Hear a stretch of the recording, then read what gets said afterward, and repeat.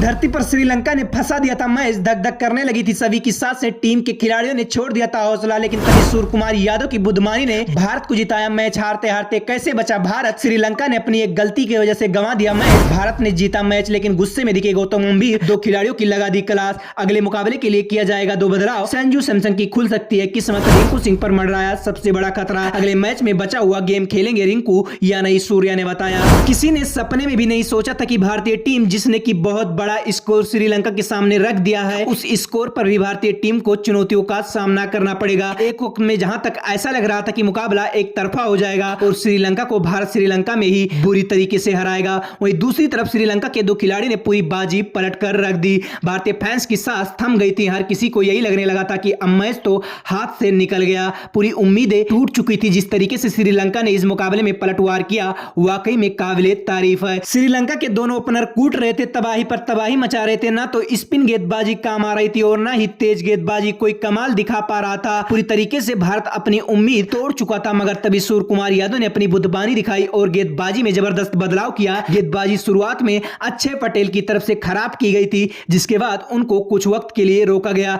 लेकिन जैसे ही उनको दोबारा गेंद थमाई गई, उसके बाद उन्होंने कोहराम मचा दिया। अपने एक ओवर में 2 विकेट निकालते हुए श्रीलंका को जोरदार झटका दिया और यहीं से मैच भारतीय टीम के मुट्ठी में आ गया। यकीन मानिए, अगर दोनों विकेट नहीं गिरे होते तो श्रीलंका इस मुकाबले को आसानी के साथ जीत सकता था, क्योंकि श्रीलंका की बैटिंग बहुत मजबूत दिखाई पड़ रही थी। मगर पहले जहां घातक गेंदबाजी अक्षय पटेल ने की, वहीं दूसरी तरफ अर्शदीप सिंह ने भी कमाल कर दिया और तो रियान पराग ने भी मुकाबले में गेंदबाजी की और सबसे किफायती गेंदबाज साबित हुए। उन्होंने अपनी उपयोगिता को साबित कर दिया और बता दिया कि अंतरराष्ट्रीय स्तर पर बल्लेबाजी के साथ साथ गेंदबाजी भी कर सकते हैं। और यही वजह है कि रिंकू सिंह के कैरियर पर खतरा बढ़ गया। रिंकू सिंह की अगर बात करें तो इस मुकाबले में उनको देर से बल्लेबाजी करने का मौका दिया गया और यही वजह रही कि रिंकू सिंह कोई कमाल नहीं दिखा सके, सिर्फ 1 रन ही बना सके। लेकिन उनके ऊपर सबसे जबरदस्त खतरा इसलिए है क्योंकि आपको याद होगा, शिवम दुबे ने रिंकू सिंह की जगह इस वजह से विश्व कप में मिली थी क्योंकि वह गेंदबाजी भी कर रहे थे। और अगर रियान पराग अच्छी गेंदबाजी करते हैं तो इससे कहीं ना कहीं सीधे तौर पर रिंकू सिंह के कैरियर पर खतरा बढ़ेगा, क्योंकि रियान पराग वैसे बल्लेबाज हैं जो मिडिल ऑर्डर में बल्लेबाजी करने के लिए जाने जाते हैं। मतलब भारतीय टीम को एक एक्स्ट्रा गेंदबाज मिल जाएगा। अब देखना होगा कि अगले मुकाबले में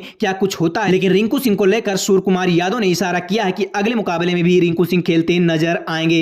हालांकि सवाल संजू सैमसन को लेकर भी हो रही है। हर कोई कह रहा है कि ऋषभ पंत की जगह पर अगले मुकाबले में संजू सैमसन को मौका देना चाहिए, क्योंकि इस खिलाड़ी में वाकई में कमाल कर सकता है। अब देखना होगा कि क्या कुछ बदलाव अगले मुकाबले में होगा, लेकिन आवाज उठ रही है कि संजू सैमसन को भी मौका मिलना चाहिए, क्योंकि उनको अगर मौका नहीं मिला तो फिर वह कैसे अपने आप को साबित करेंगे। इस मैच में तो भारतीय टीम ने बाजी अपने नाम कर ली, लेकिन गौतम गंभीर को देखा गया है कि जब टीम इंडिया की तरफ से खराब फील्डिंग की जा रही थी तो गौतम गंभीर का गुस्सा भड़क रहा था, जिसके बाद माना जा रहा है कि जिन जिन खिलाड़ियों ने खराब फील्डिंग की है उनकी क्लास लगनी तय है। वाकई में फील्डिंग खराब की गई है। हालांकि उम्मीद है कि आगे ऐसा नहीं होगा। दोस्तों, आपको क्या कुछ कहना है? रिंकू सिंह को ऊपर खिलाना चाहिए या नहीं? कमेंट करके अपनी राय जरूर बताएं।